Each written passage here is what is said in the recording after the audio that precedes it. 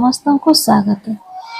ପବିତ୍ର ଶ୍ରାବଣ ମାସରେ ଭକ୍ତମାନେ ମହାପ୍ରଭୁ ଭୋଳାନାଥଙ୍କ କରୁଣା ଲାଭ କରିବା ପାଇଁ କରିଥାନ୍ତି ବ୍ରତ ଉପବାସ।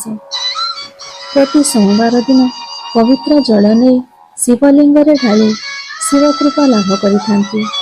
ଭକ୍ତମାନଙ୍କର ଭକ୍ତିଭାବକୁ ନେଇ ପ୍ରସ୍ତୁତ ଏହି ଭାବପୂର୍ଣ୍ଣ ଭଜନ ଜୟ ଭୋଳା ଶଙ୍କର। ଆସନ୍ତୁ ପ୍ରଭୁଙ୍କ ପାଦରେ ନିଜକୁ ସମର୍ପି ଏକ ସ୍ୱରରେ ଗାଇବା ଏବଂ ତାଙ୍କ କରୁଣା ଲାଭ କରିବା। ଜୟ ଜୟ ଉମାପତି ହେ, ଜୟ ଭୋଳା ଶଙ୍କର। ପ୍ରଣତି ଢାଳୁଛି ପ୍ରଭୁ ହେ, ପାଦ ପଦ୍ମେ ତୁମର। ମଥାରୁ ଝରୁଛି ତୁମର ପୂତ ଗଙ୍ଗାର ଧାର। ଗଳାରେ ଶୋଭଇ ପ୍ରଭୁ ହେ, ତବ ଭୁଜଙ୍ଗ ହାର। ସଜାଇ ରଖିଛି ଯତନେ ଫୁଲ ବେଳ ପତର।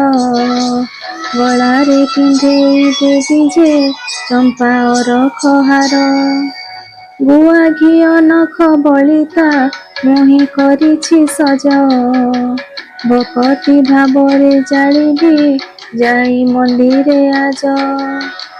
ମହାନଦୀ ଜଳ ନୀଳ ତବ ଶିରେ ଢାଳିବି।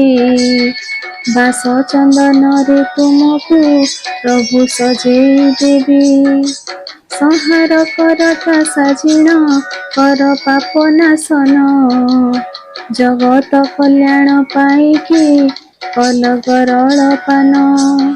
ଶ୍ରାବଣ ସୋମବାରରେ ଯେ କରେ ତୁମ ଦର୍ଶନ।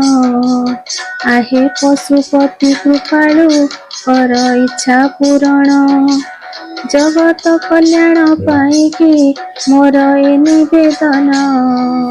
ସୁଖ ସୌଭାଗ୍ୟ ଲଭନ୍ତୁ ତବ ଭକତ ଜନ।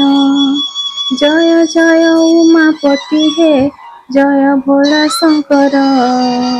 ପ୍ରଣତି ଢାଳୁଛି ପ୍ରଭୁ ହେ, ପାଦ ପଦ୍ମେ ତୁମର। ଧନ୍ୟବାଦ।